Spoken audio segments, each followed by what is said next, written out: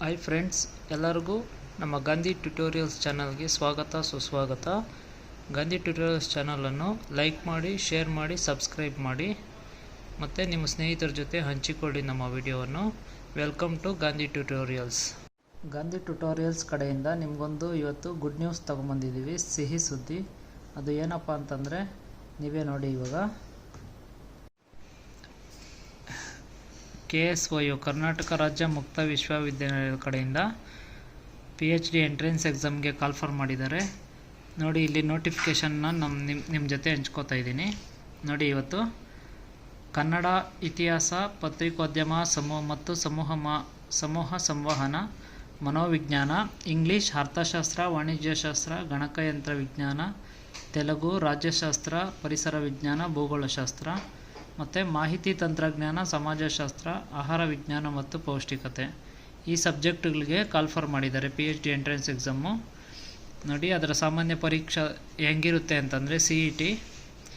ಅರ್ಹ ಅಭ್ಯರ್ಥಿಗಳು ಸಾಮಾನ್ಯ ಪ್ರವೇಶ ಪರೀಕ್ಷೆ ತೆಗೆದುಕೊಳ್ಳಬೇಕು ಅಥವಾ UGC ಇಂದ JRF, ನೆಟ್ಟು, ಸ್ಲೆಟ್ಟು, ಗೇಟ್ ಎಕ್ಸಾಮ್ MPhil ಮಾಡಿರೋರಿಗೆ ಈ ಎಕ್ಸಾಮಿಂದ ವಿನಾಯಿತಿ ಇರುತ್ತೆ.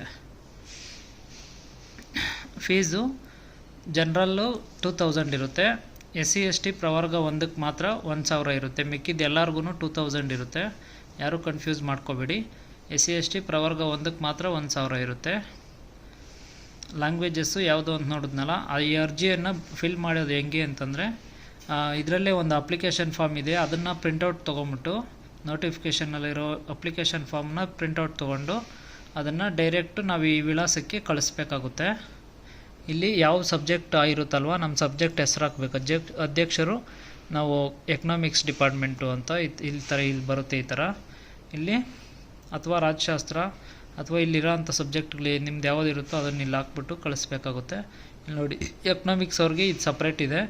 ಇಲ್ಲಿರೋದು ಭಾಷೆಗಳು ಮತ್ತು ಸಮಾಜ ವಿಜ್ಞಾನ ವಿಷಯಗಳಿಗೆ ಈ ಅಡ್ರೆಸ್ಗೆ ಕಳಿಸ್ಬೇಕು ಅಂತ ಹೇಳಿದ್ದಾರೆ. ಎಕ್ಸಾಮ್ ಯಾವಾಗಿರುತ್ತೆ ಅಂತ ಕೇಳಿದ್ದಾರೆ. ಅಪ್ಲಿಕೇಶನ್ ಡೇಟು ಜನವರಿ 12ರಿಂದ ಫೆಬ್ರವರಿ 7ವರೆಗೂ ಲಾಸ್ಟ್ ಡೇಟ್ ಇರುತ್ತೆ. ಆರಾಮಾಗಿ ಹಾಕ್ಬೋದು, ಅಪ್ಲಿಕೇಶನ್ ಫಿಲ್ ಮಾಡಿ ಕಳಿಸ್ಬೋದು. ಲಾಸ್ಟ್ ಡೇಟು ಆದಮೇಲೂ ಒಂದು 7 ಡೇಸ್ ಟೈಮ್ ಕೊಟ್ಟಿದ್ದಾರೆ. 7 ಡೇಸ್ ಒಳಗಡೆ 500 ಎಕ್ಸ್ಟ್ರಾ ಕಟ್ಬಿಟ್ಟು ಹಾಕ್ಬೋದಾಗಿರುತ್ತೆ. ಆಮೇಲೆ ಎಕ್ಸಾಮು 3ನೇ ತಾರೀಕು ಇರುತ್ತೆ. ಎಕ್ಸಾಮ್ ರಿಸಲ್ಟ್ನ 11th ಮಾರ್ಚು ಬಿಡ್ತಾರೆ ರಿಸಲ್ಟು. ಅದಾದಮೇಲೆ ಆಯ್ಕೆ ಪಟ್ಟಿ 30th ಇರುತ್ತೆ. ಮಾರ್ಗದರ್ಶನ ಅಥವಾ ಕೌನ್ಸ್ಲಿಂಗ್ ಇರುತ್ತೆ 10ನೇ ತಾರೀಕು ಏಪ್ರಿಲಲ್ಲಿ.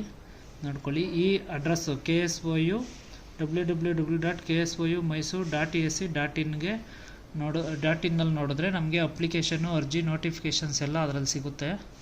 ಓಪನ್ ಮಾಡಿ ನೋಡ್ಕೊಳ್ಳಿ. ಯಾವುದರಲ್ಲಿ ಯಾವ್ಯಾವ ಸೀಟ್ ಇದೆ, ಯಾವ್ಯಾವ ಸಬ್ಜೆಕ್ಟಲ್ಲಿ ಅನ್ನೋದು ಕೂಡ ಇದರಲ್ಲೇ ಕೊಟ್ಟಿದ್ದಾರೆ. ನೀವು ಅದನ್ನು ಸ್ವಲ್ಪ ಅಬ್ಸರ್ವ್ ಮಾಡಿಕೊಂಡ್ರೆ ನಿಮಗೆ ತಿಳಿಯುತ್ತೆ. ನೋಡಿ, ಟೋಟಲ್ಲು 91 ಸೀಟ್ಗೆ ಕಾಲ್ಫರ್ ಮಾಡಿದ್ದಾರೆ. ವೇಕೆನ್ಸಿ ಸೀಟು ಟೋಟಲ್ ಸೀಟ್ಸು 91 ಇರುತ್ತೆ.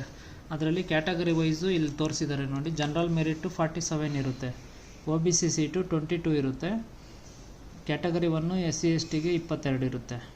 ಆಮೇಲೆ ಹೈದರಾಬಾದ್ ಕರ್ನಾಟಕ 5, ಟೋಟಲ್ 91 ಸೀಟ್ಸ್ ಇರುತ್ತೆ. ನೋಡಿ, ಆರಾಮಾಗಿ ಅಪ್ಲಿಕೇಶನ್ ಹಾಕಿ. ಇನ್ನೂ 1 ಮಂತ್ ಟೈಮ್ ಇದೆ. ಆರಾಮಾಗಿ ಅಪ್ಲಿಕೇಶನ್ ಹಾಕಿ ಕಳಿಸಿ. ಎಲ್ಲರಿಗೂ ಒಳ್ಳೆಯದಾಗಲಿ. Good luck. Thank you. Bye.